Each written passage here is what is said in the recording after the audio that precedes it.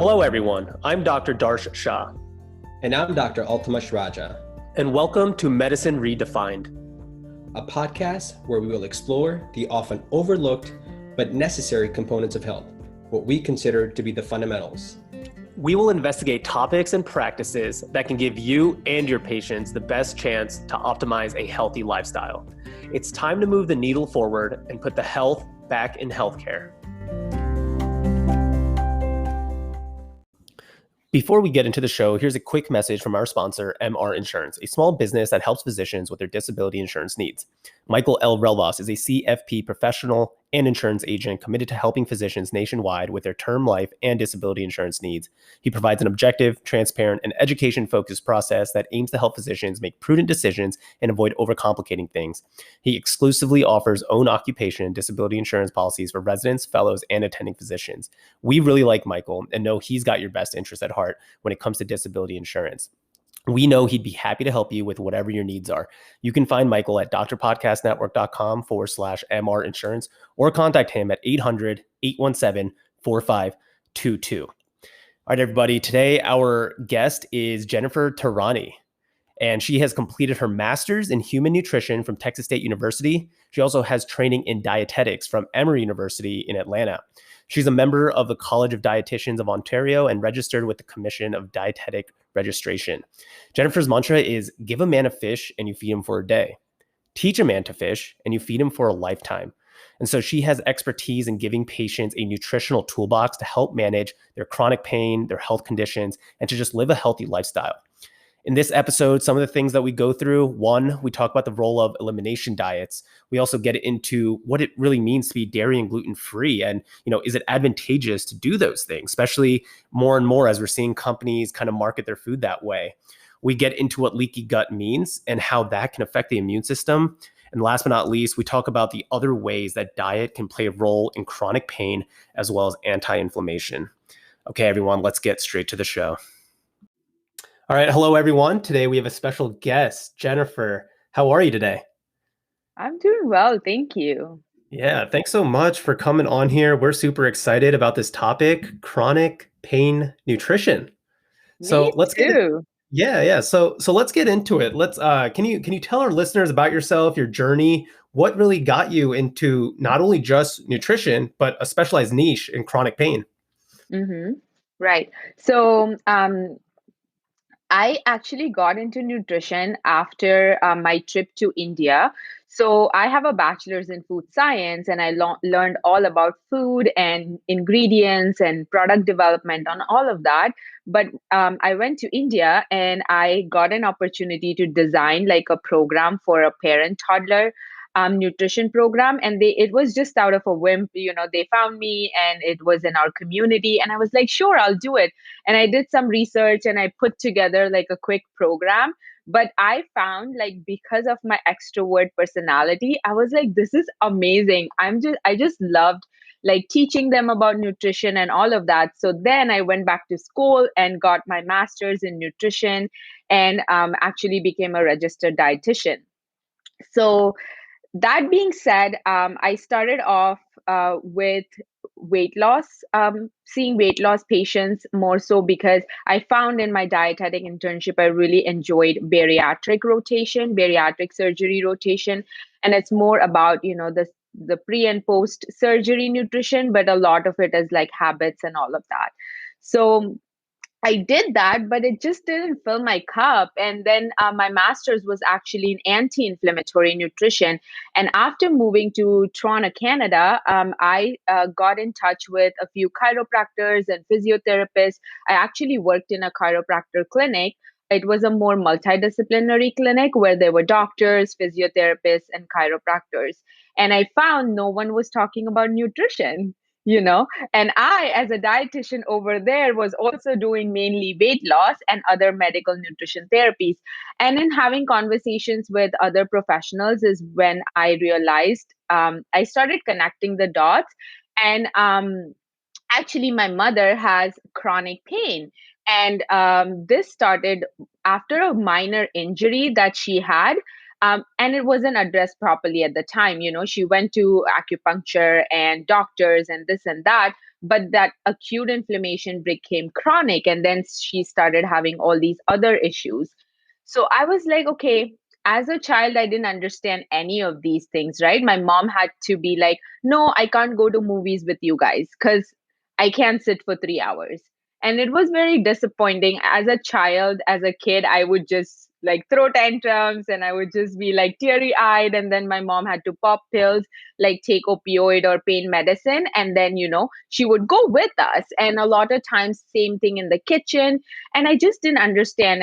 And she would say no to going to social events like weddings. If you know anything about South Asian weddings, they're like 4, 5, 10 days long, and my mom couldn't keep up with any of that. So then I started connecting the dots.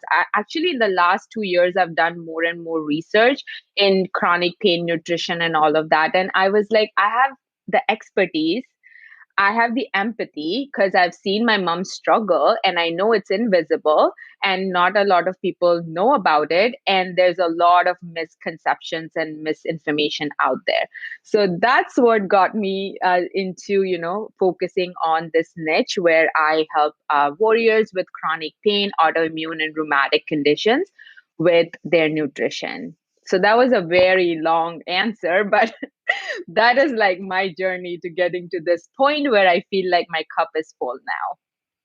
I love that, Jenifer. I mean, yeah, it's a long answer, but that's your story, right? I mean, and that's really Mm-hmm. important. And what I find fascinating about this, because chronic pain nutrition is not a very sexy topic, right? Most people who are in the nutrition workspace are in there because they're working with people for physique purposes, weight loss, and that's the common place to be.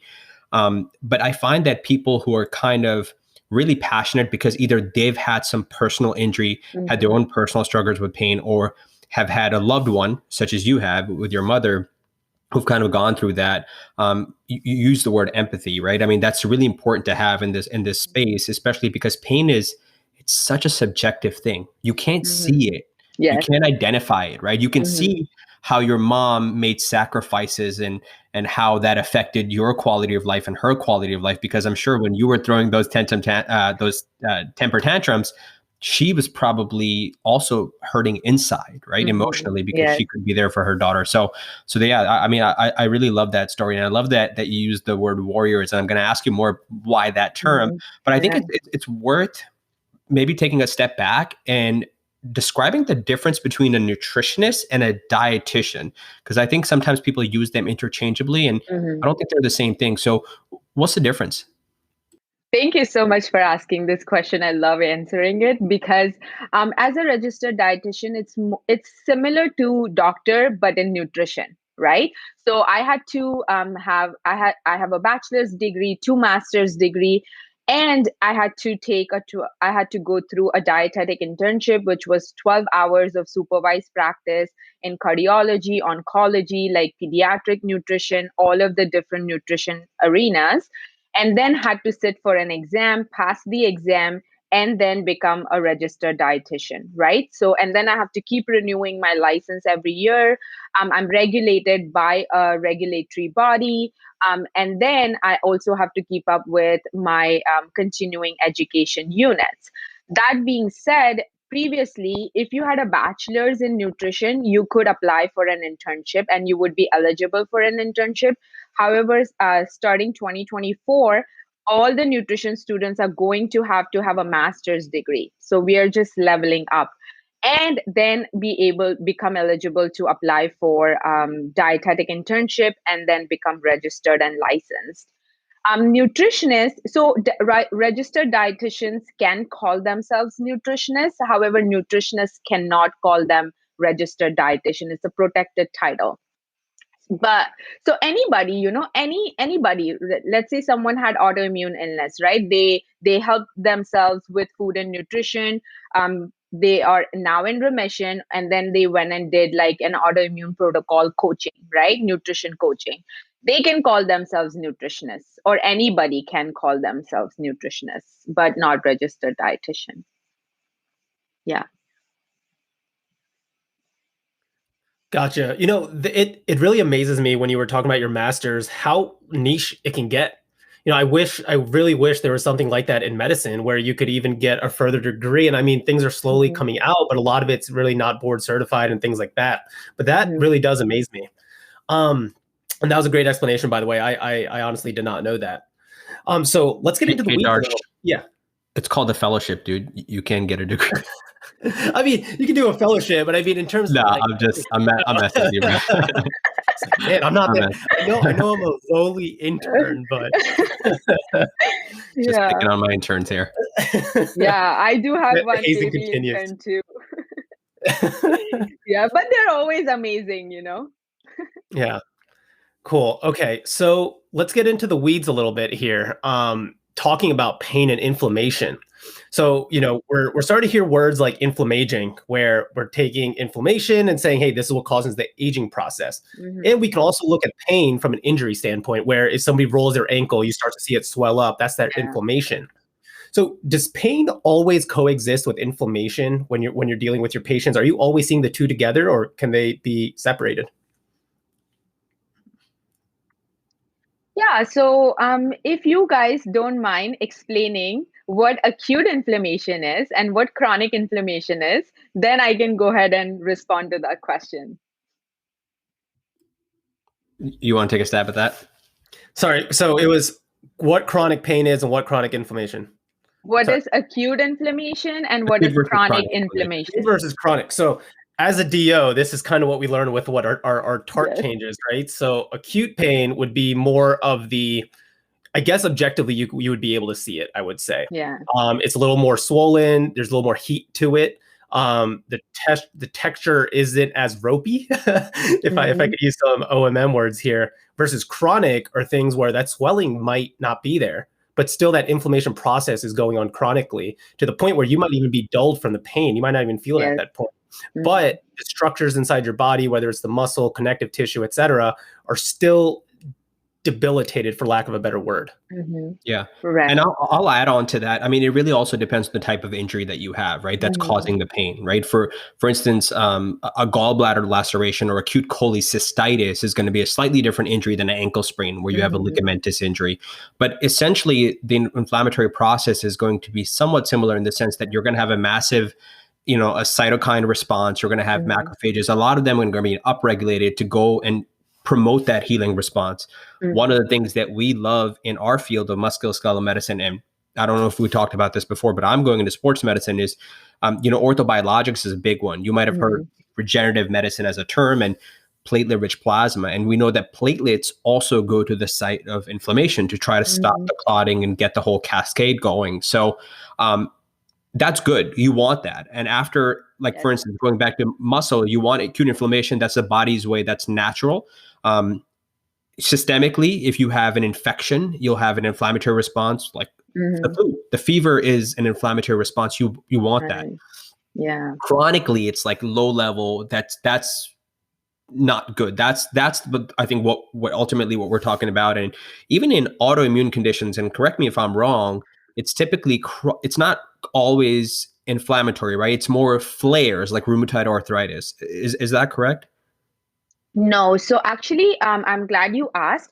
So this chronic inflammation, so a lot of patients will have chronic pain, right? So let's just kind of unpack this a little bit. So if someone has a herniated disc or an injury from working out in the gym, they never paid attention to it, and that acute inflammation then became chronic, because then on top of all of that, they had like sleep issues, didn't sleep well, or stress, all of those things that made it chronic inflammation.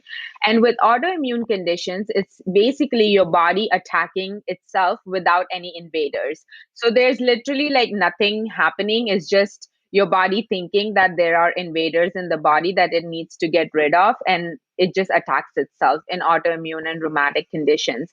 However, in pain, it's the transition from acute to chronic inflammation that wasn't addressed in the first place. And a lot of time trauma, right? Like trauma can be a huge like your body will respond with inflammation to a traumatic event. And then if that's not addressed properly, then that will also become chronic. Concussion, like Accidents, that's another one. I work with post-concussion patients who are on depression medications and, have neuroinflammation, right? So we kind of work through that with them. Yeah. Yeah, we see a lot of people in our field because we do a lot of traumatic brain injury. And yeah, I mean, concussion is especially the post-concussive syndrome when you have Yeah. these prolonged symptoms. I mean, it's a constellation, right? You have somatic symptoms, you've got neurocognitive issues, you've got sleep and all these. And, we recently had a psychologist and we talked about the correlation between pain and sleep and how that can be disruptive. And so, when Darsh and I, we kind of look at this, we have like these pillars, the foundational pillars of what we consider medicine, hence the name of the show, Medicine Redefined. And, sleep is one of them for sure. Exercise is one of them. We haven't dovetailed too much into that, but nutrition is one of the main three pillars. And this is what you do. You do chronic pain nutrition. So, my question for you would be like, what role does our diet play in helping manage these inflammatory conditions? But before you add to that, I also want to ask you, do you primarily only work with like these autoimmune inflammatory conditions or, and then concussion, of course, or are you seeing just normal chronic back pain and like chronic musculoskeletal pain that might not be necessarily because of fibromyalgia or RA or like lupus or something like that? Yeah, so I see all of them actually. If they have chronic pain or autoimmune or rheumatic conditions or concussion. Yeah. Cool. So, I mean, ultimately, what are your thoughts? I know you talked about your journey of, why you were interested in learning about chronic pain and then your role of nutrition. But in terms of one thing that we don't get educated on, well, we don't get educated that much on nutrition to begin with, to be completely honest with you. And I think that even pain is such a complex phenomena that we don't truly understand it. And so we have two complex topics and you're putting them together. So, I think that maybe because you said you have an intern, so you're obviously educating people. What's your approach? What's your approach to educate maybe your colleagues, your interns, people who are in the field, and then maybe even the patients, the lay population who might not have the background to understand these complex mechanisms? Yeah. So, number one, we don't know much. I mean, we do know a lot about anti-inflammatory nutrition and its role in reducing chronic inflammation and those inflammatory markers, right? However, in some patients that I see, their inflammatory markers are just within normal limits. They don't even have high inflammatory markers, right? So it's a very complex, like you said. That being said, like the nutrition does play a role from the angle where we are trying to reduce that chronic inflammation, the burden of chronic inflammation. With the nutrition, the medications work better for these patients. And number three, gut, right? So gut healing is an extremely important piece of the puzzle, which I work with my clients. So some of the topics that I cover, I don't know if you want me to go into that right off the bat, like some of the important topics that I like to cover. But like you said, pillars, right? Sleep, nutrition. But for me, my main to begin with is like figuring out and identifying their unique trigger foods if they have any, because there are a lot of like elimination diets out there that kind of eliminates everything, right? Like all possible triggers under the sun. So I focus a lot on food and symptom recognition and figuring out what their triggers are.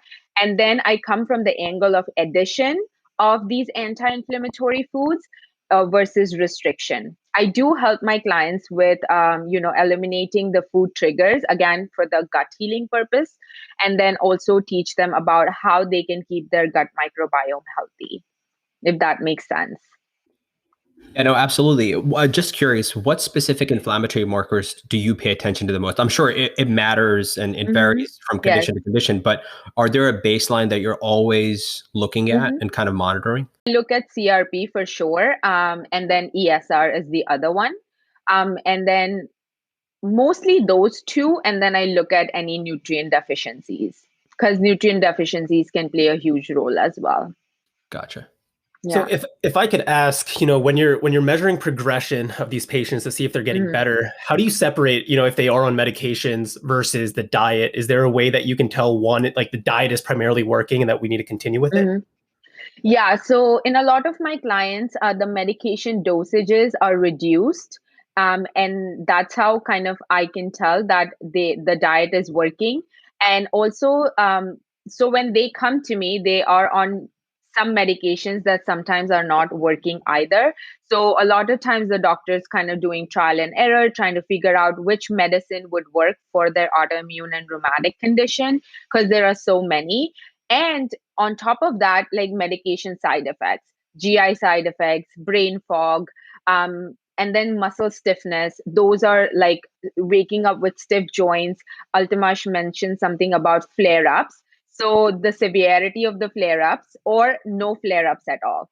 So, all of those are the things that I look at. So labs are one, but the quality of life, if they came to me saying I want to exercise, but I literally have no spoons to exercise, like I don't, I crash in the evening. So then that is another thing I look at, like, okay, now you're able to exercise, right? You have less brain fog, you have less fatigue, you have more energy, your quality of life has improved. Those are some of the most important markers that I focus on. Gotcha. And then, so, I mean, if you want to delve into the topics that you wanted to talk about, we can definitely do that. I think, we can go down any route here with, gut health to elimination diets to, different food sensitivities possibly. Altamash, do you have anything though that you want to add before? Yeah, I think that it's kind of worth separating the different types of pain, right? I know that we kind of touched at length with Patrick recently. Patrick Finan, who I mentioned before, came on, and just the mechanisms of pain. But we know that like we have this primary pain where kind of you have no true identifiable cause, right? It's kind of like this non-specific low back pain. And then these secondary pains are when you have a true cause that are contributing to it. That could be like cancer contributing to pain, rheumatoid arthritis, autoimmune conditions where you have something that's contributing to pain. I think it's pretty safe to say that this last year has been very stressful for everybody, right? We know, again, as you mentioned, sleep, it's really kind of looking at the individual from all aspects of their life. And we know that pain and mood or mental health go hand in hand. Now, I don't, for the just purpose of the discussion, I don't think it's worth diving too much into mood related stuff, but have you seen in your practice that just the people presenting with new pain or chronic pain, again, is basically anything going on for 3 months. Is your basically volume gone up with people presenting with more? Have you seen, and if so, is it more from that primary non-specific, or is it more the inflammatory conditions have basically triggered up, if you will? Yeah, not necessarily. Like I don't have a answer to that question, because I see like my full-time job is in an endocrinologist clinic. So I see diabetes, weight loss, thyroid, autoimmune, all of that. So in my clinic, I have seen a lot of people, come to me with things like, oh, I've gained weight and now I have knee pain, right? Things like that. But otherwise, just simply speaking, like I don't get very many of the clients who have primary or a non-specific pain. My most majority of my clients are people who kind of know what's going on and what has led to their pain. So it's like the secondary pain. Yeah. That's interesting. Do you see a lot of diabetic neuropathy as well? Okay. Yeah, so I think that it would be really good for us to go through kind of a case study, right? We know that, if over a couple of months, as you mentioned, if people gain a lot of weight because of diabetes, that's a very common thing that happens. Maybe somebody's arthritis just flared up because the knee's taking a lot more load now.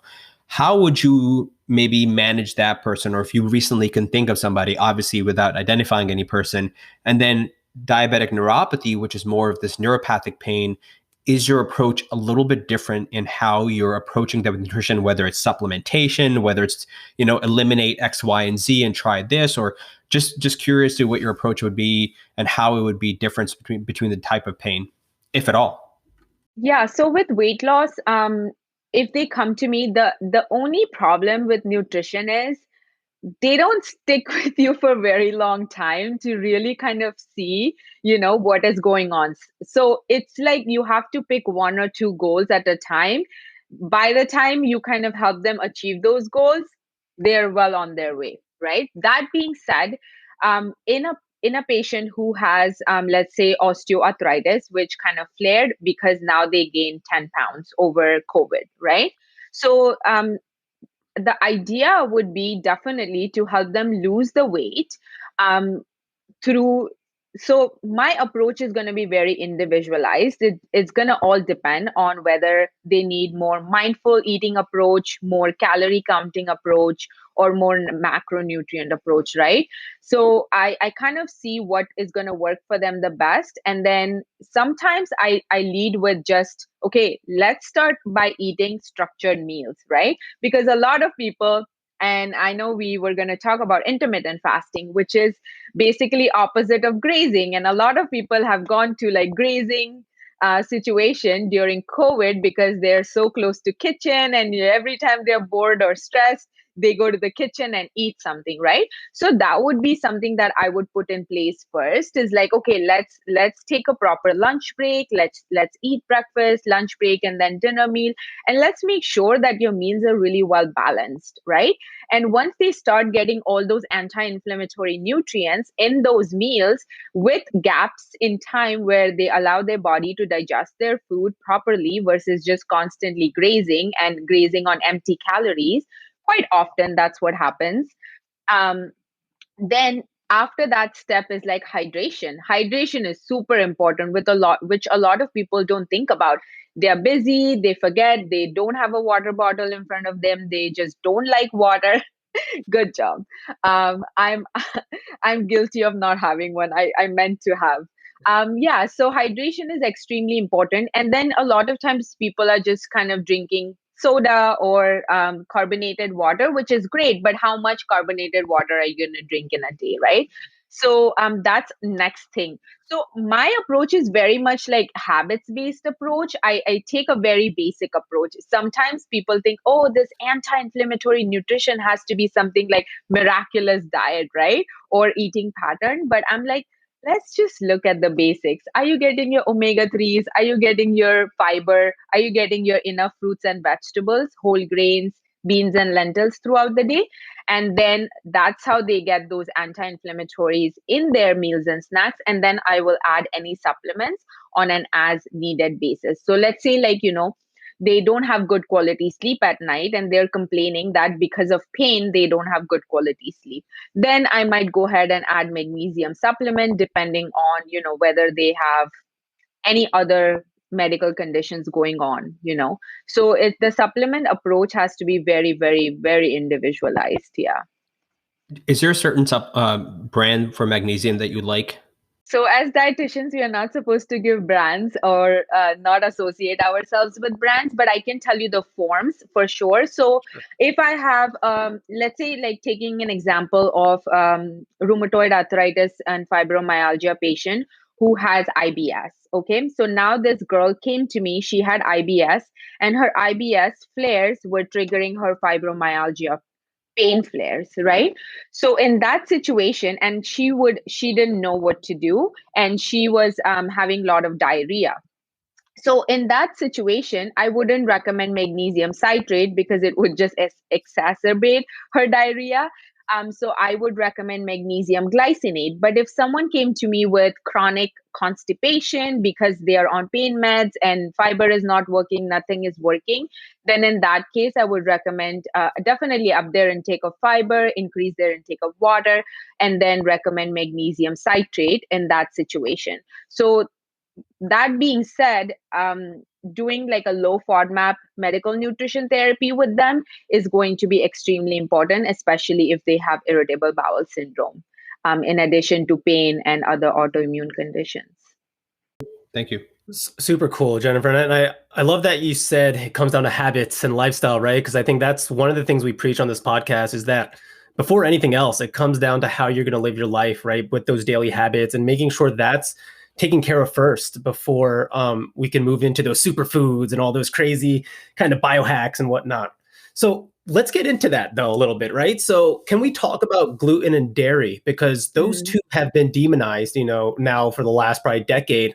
I myself, I don't do that much dairy, but gluten, I do, because, I think there's a lot of myths about that for sure. So what kind of role does gluten and dairy play with your patients with autoimmune and rheumatic diseases?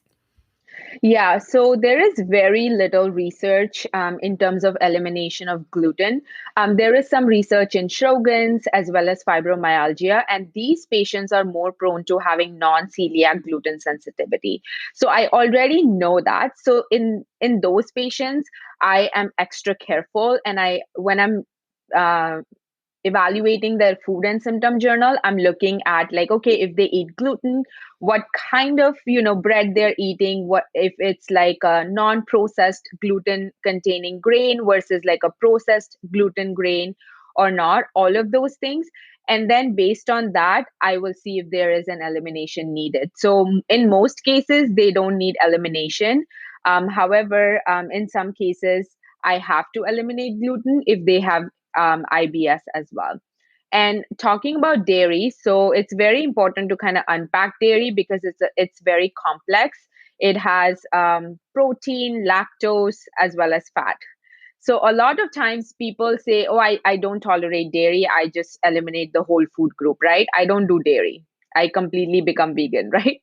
So that is not necessary, because in my grad school research on probiotics, I was looking at seeing whether the probiotic bacteria survives through the stomach acidity, the stomach's environment, survives and go to the intestine to multiply, right? So I used like a simulated stomach model. And I used frozen yogurt as a matrix, which a lot of probiotic companies now encapsulate the probiotics in dairy matrix, because research studies have shown that it does help them survive and multiply in the gut. That being said, fermented dairy is anti-inflammatory. So I will see like, okay, are you lactose intolerant? And if that's the case, let's do lactose free first and see how you're feeling, right? We can keep like the high protein, low lactose yogurt, fermented foods in the mix. And then kind of, if we have to eliminate it, then we will eliminate. A lot of times it's also like, how much cheese are you eating, right? So that also requires a very individualized approach. And you don't have to eliminate dairy and gluten unless it's a trigger for you.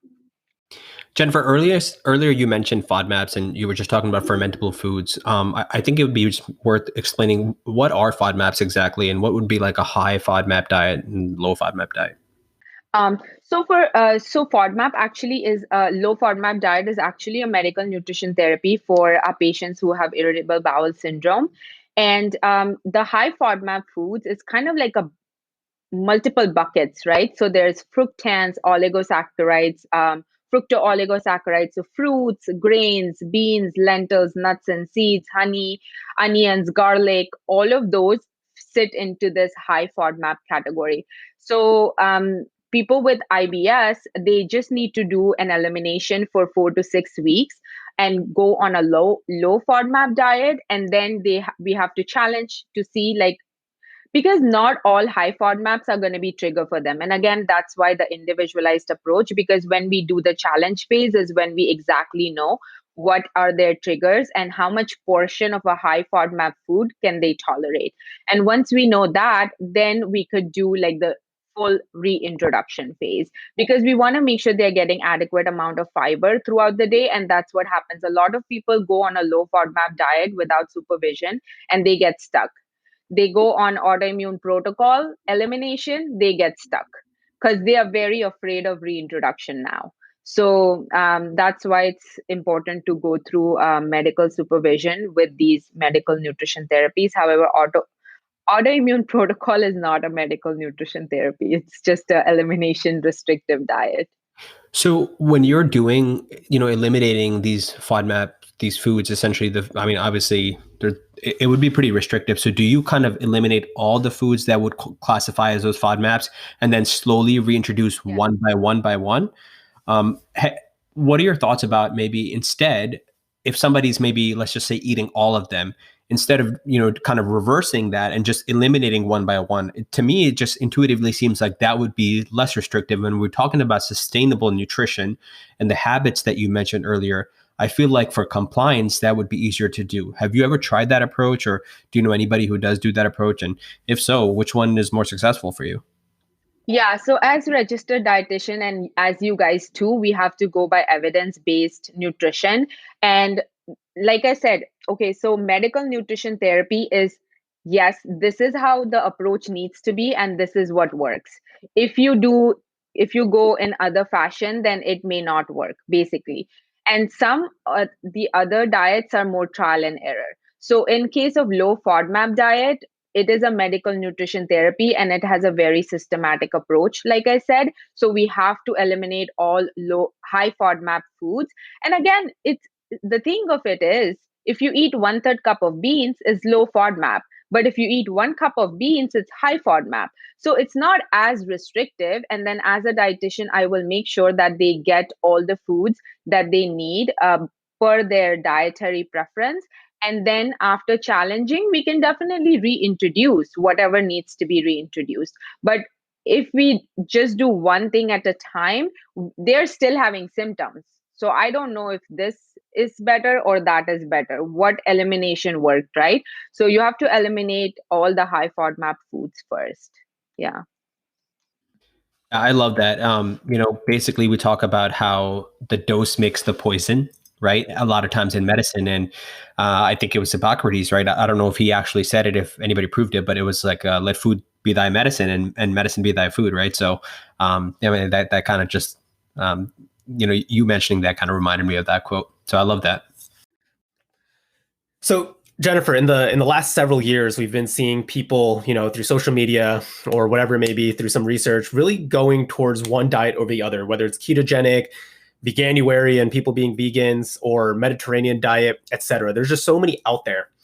Is there one diet that you've come across, either that you tell your patients to do or through the research, that shows to be more anti-inflammatory than others? Yeah, so in terms of diets, right? Like when we think of diet, it's more like associated with diet industry. I'm going to start a diet in January and then, oh, it's only 30, whole 30 or 30-day diet or all of that, right? There's a stop to it. With my approach, it's more like eating pattern that I focus on and lifestyle approach, right? So there's no like, okay, I'm going to put you on a diet and then we're going to get off the diet, right? Of course, if it's a medical nutrition therapy like low FODMAP, then we have to kind of start the medical nutrition therapy and then go into more anti-inflammatory nutrition.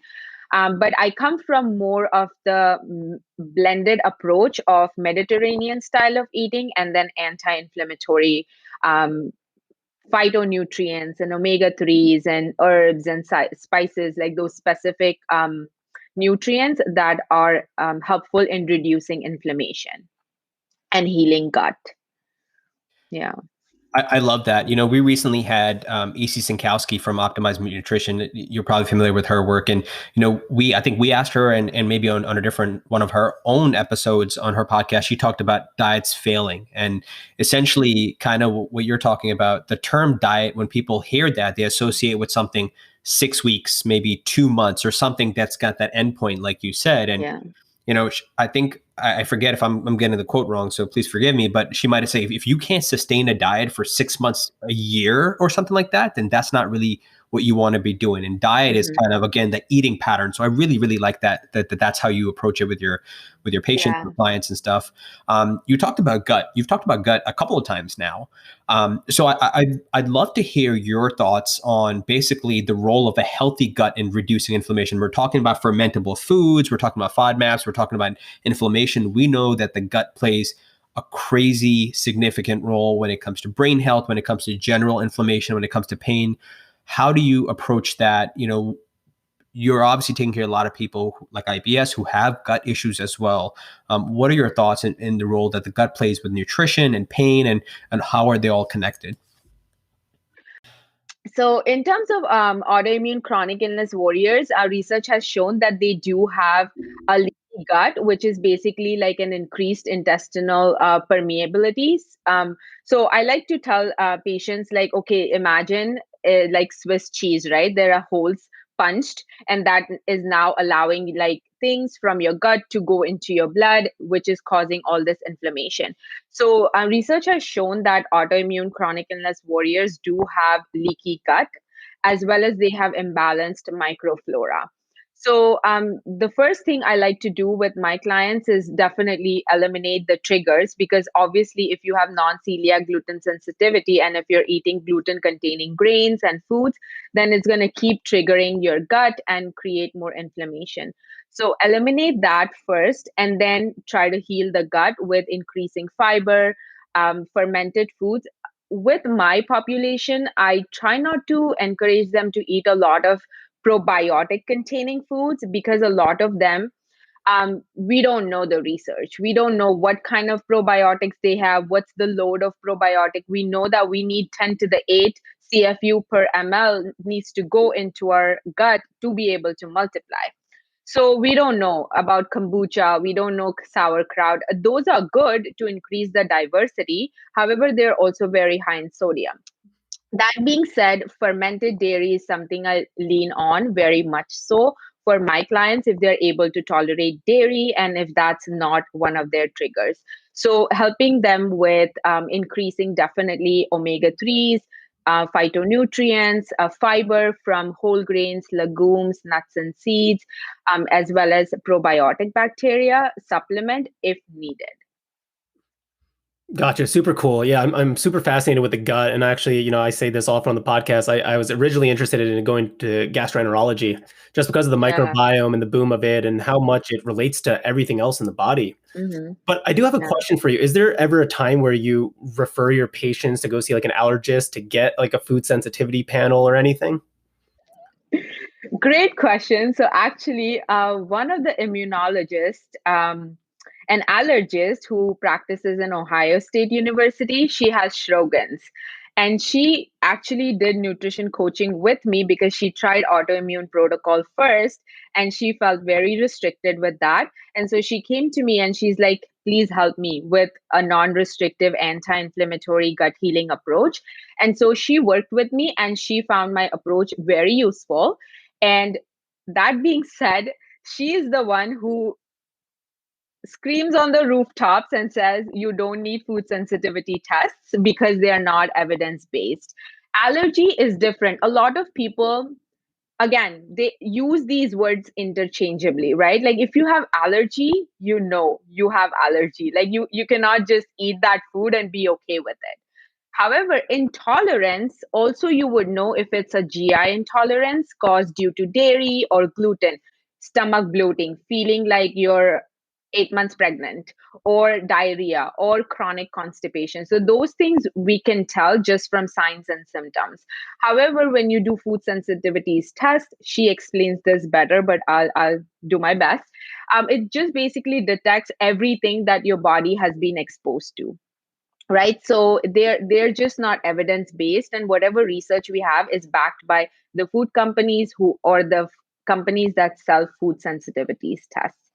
And in my practice, like I would definitely use these things if they were evidence based and if my approach alone wasn't working, right? So there are some tests like for hormonal imbalances, like if I see someone who has PCOS, chronic fatigue syndrome, as well as an autoimmune condition, then in that cases I might do like something called Dutch test. But again, very rarely. It all depends. It has to be a very individualized approach. Yeah, but I don't Could do you that. explain that? I don't encourage food What sensitivity is the tests. Dutch test exactly? So a Dutch test exactly kind of tells you like your estrogen, your progesterone, and it gives you like a whole panel of like different hormones and how all of these hormones are kind of the balance of these hormones in short. Yeah. It's So, it's a but in your triurinary. sorry, Zarsh, when you're referring to these sensitivities, let's just go back to gluten real quick, right? So we're talking non-celiac gluten sensitivity. That's kind of where there's no role in all these tests. But obviously, we can do serology for celiac disease, right? That's not what you're talking about. Yeah. No, not at all. Yeah. Celiac diagnosis, it comes from colonoscopy. Colonoscopy is like the most accurate, right? And a lot of times people with celiac go without a diagnosis. And they come to me and they're like, oh, I had no idea. I didn't have any signs and symptoms. But when they come to me and I see a red flag, which is iron deficiency anemia, they eat meat and they still have iron deficiency anemia. Definitely their gut is not absorbing iron properly. And there are, and also if they have like some digestive issues like bloating and other issues, then in that case, I would say, okay, let's see the gastroenterologist first and rule this out if you have celiac. Gotcha. Okay. That absolutely makes sense. I wanted to transition to supplements. I know you mentioned magnesium earlier, and then you started talking a little bit about omega-3s in terms of the Mediterranean diet.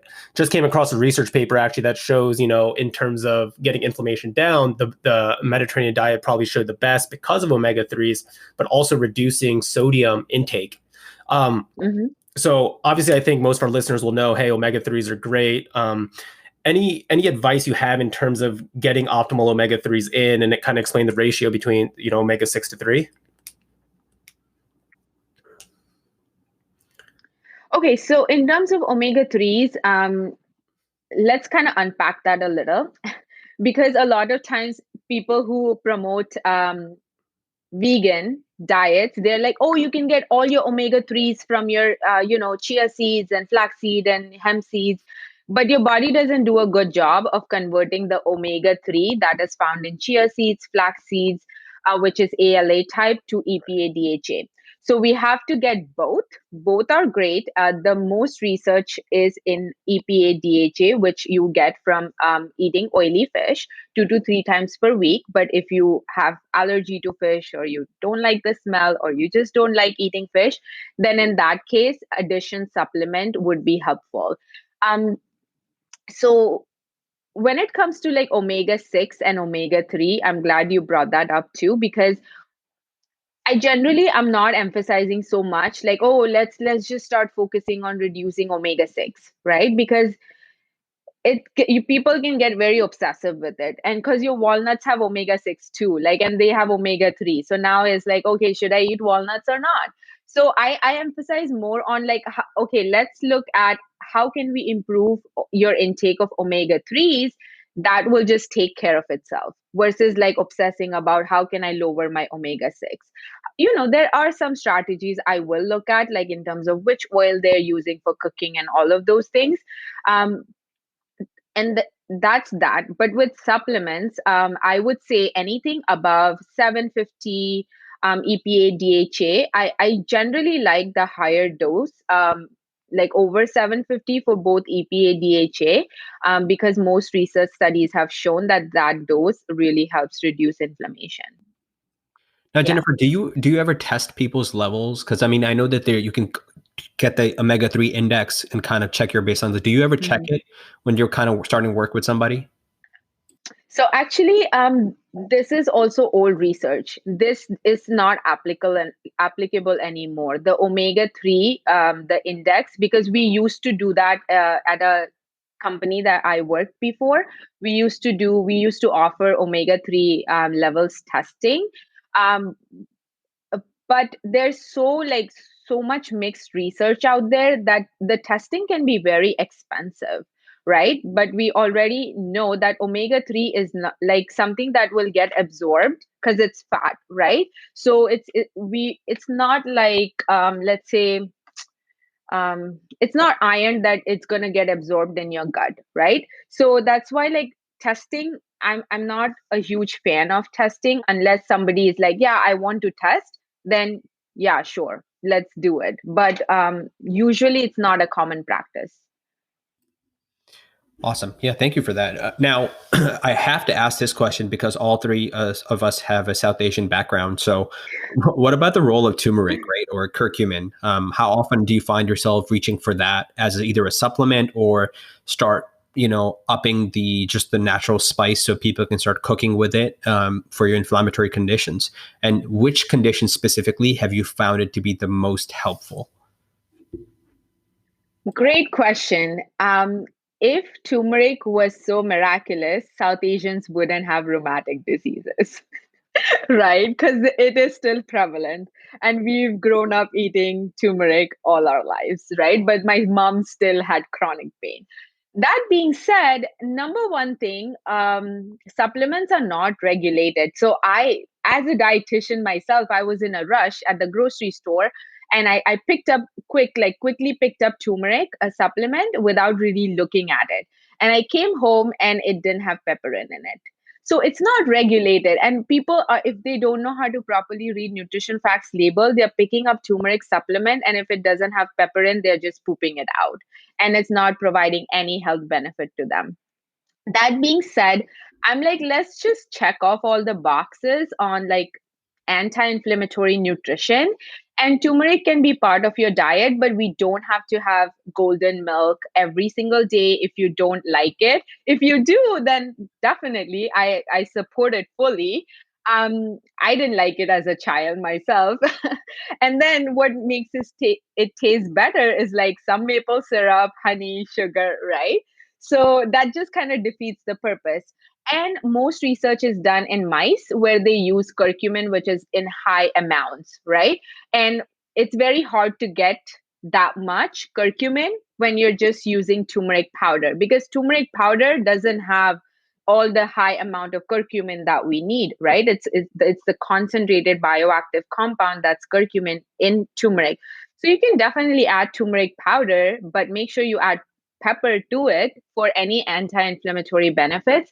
But that's a supplement I reach for very, very carefully because it can cause diarrhea and it can also cause miscarriages in women who are pregnant. So if they have rheumatoid arthritis, they're taking turmeric pill, and if they're pregnant, then it can cause issues. Wow, So damn it, yeah. that's scary right there. I didn't know about that one. Is that, I mean, is there a lot of literature supporting that, or are those kind of like case reports, or is there?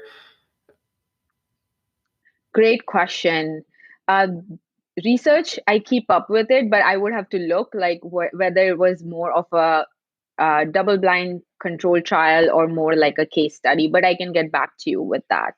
Yeah, no, I would. I mean, that's a pretty scary one, and I think that yeah, I would definitely love to see that if there's any paper kind of showing those kinds of Hmm. complications and reports. I will say though, I think in our world where we see a lot of knee osteoarthritis, there is a lot of literature coming out more and more, Yeah. and we're talking good gold standard, double-blind, randomized controlled trials. Although the sample sizes aren't that big, and then it really depends on what your feelings about who funds the research and or not. We recently had one of my mentors, Dr. Arndt, come on here and talk about how maybe looking at the methods of a study versus necessarily who funds it is going to be more important, because at the end of the day, like, and you talked about dosing, right? We've talked about efficacious dosing before. Dosing make the poison, and yeah, you can't necessarily get 500 milligrams 3 times a day. We know for osteoarthritis, 1,500 milligrams of curcumin with piperine, kind of black pepper, what you described for absorption, is really what does affect. And that's the only one that I'm familiar with it. But I mean, it's definitely not first line. It's definitely like 3, 4. Obviously, weight loss is going to be the Hmm. most beneficial, which is Yeah. something you've already touched on. I will tell you though, we actually recently learned this ourselves because Dr. Arndt came on and talked about that actually supplements are FDA regulated. Now, they are under the FDA has this 101 page that actually they regulate them, but they're very poor quality control. They're under a different Hmm. purview called the FTC. And so essentially it's extremely poor regulation, but basically what they're regulating for is to make sure you don't have these catastrophic side effects or complications, kind of like the Hmm. miscarriage or something like that you talked about. If they see that, like, post market surveying, then they would pull these supplements off and that kind of thing. So the issue is because quality control is so bad on this, you don't know what you're getting. Like, for instance, even within one supplement bottle, you could get, like, for instance, melatonin. Let's just take that, right? Like, there's literature showing that when independent companies do an analysis on a melatonin bottle, if it says 3 milligrams, you could have anywhere from like 30% of the dose that's listed on the label versus up to 400% of the dose. Mm-hmm. So that's the issue. And I think that even myself, up till about a month ago, I kept using the term, hey, if they're not regulated, they're not regulated. And I think we all mean that they're poorly regulated, but that was just an interesting thing that Darsh and I learned. But I want to shift gears a little bit, because we touched on anti-inflammatory nutrition. We've talked about grazing. We've talked about intermittent. We haven't talked about intermittent fasting, but I would like to hear your thoughts about fasting as an approach for an anti-inflammatory or pain mitigation strategy. Both Darsh and I listen to Peter Attia. We respect him a lot, and he's had a lot of people come on and talk about how when they go on these prolonged fasting approaches, like 3 days, 4 days, 5 days, anecdotally, a lot of them report that their joints don't hurt. They don't have aches and pains anymore. Have you used that as a strategy for anti-inflammation or anything like that? And just your general thoughts. Yeah, so there are not many research studies in intermittent fasting for autoimmune and rheumatic conditions. However, there was a study that looked at intermittent fasting, and they saw that they warriors who did intermittent fasting had lower levels of pro-inflammatory markers and better insulin regulation. So that being said, again, the question I would ask is it sustainable? Um, if it's supervised and if it's done correctly, it can work. Like even in diabetes patients, PCOS patients, it does help with that insulin sensitivity, which eventually helps with in reducing inflammation. In my approach, like I said, it's more of addition versus, okay, now let's go to another strategy, right? Like, first of all, they don't eat breakfast. And second of all, they have very low appetite. Third of all, they are already struggling with medication side effects. And number four, it's not sustainable. So I really don't like to go into those strategies unless I see that the person is like extremely self motivated. They've checked off all the boxes on anti inflammatory nutrition. And now this is something extra that they'd like to do.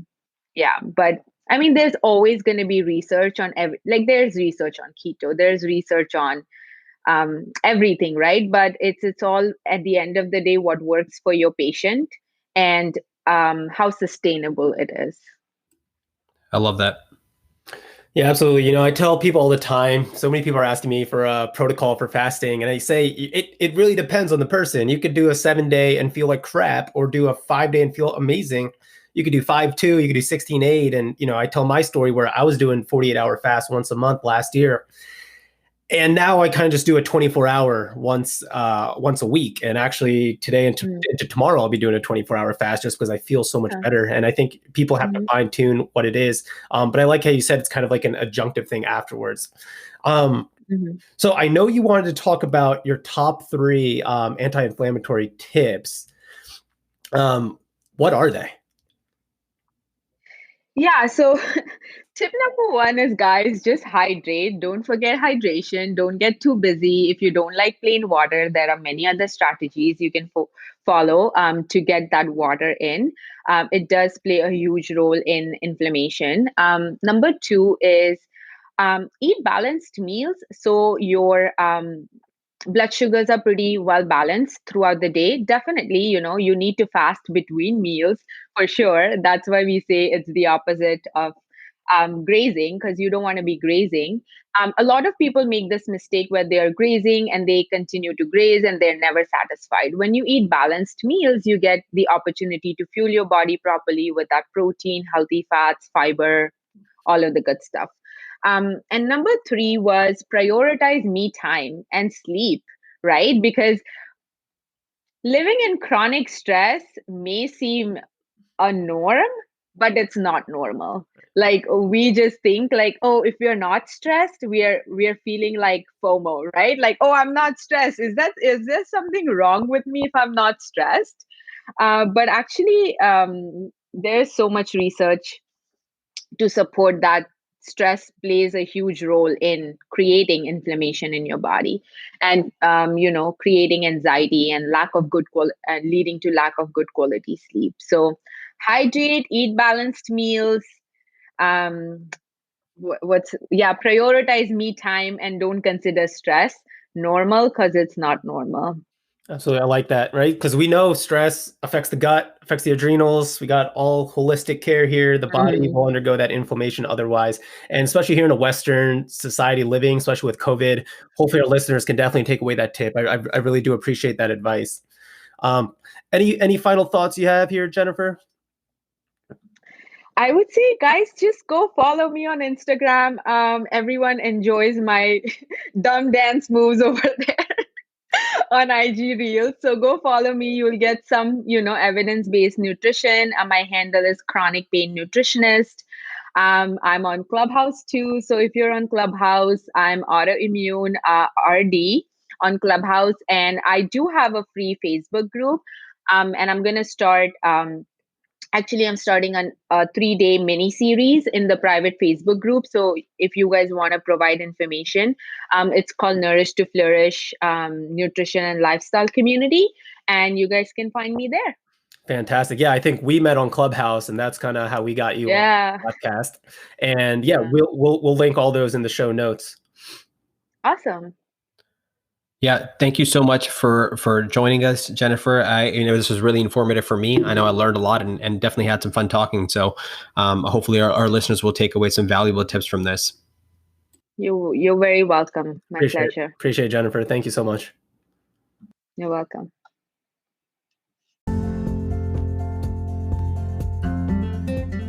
Everyone, I really hope you enjoyed that show with Jenifer, but before we end, don't forget to reach out to MR Insurance Consultants, where their goal is to assist physicians in obtaining the most comprehensive coverage available to fit their unique situation.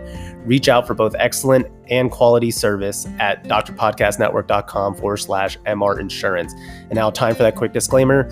Everything in this podcast is for educational purposes only. It does not constitute the practice of medicine, and we are not providing medical advice. No physician-patient relationship is formed, and anything discussed in this podcast does not represent the views of our employers. Again, everyone, if you found this to be beneficial, please send it over to your loved ones, your friends, your family, whoever you think can benefit from this. Chronic pain, I think, is something that we all deal with, something in our lives, but at least we know that there is some sort of solution with the things that we put into our body and our diet. So feel free to rate, subscribe, share, whatever needs to be done to spread the information. Thank you all.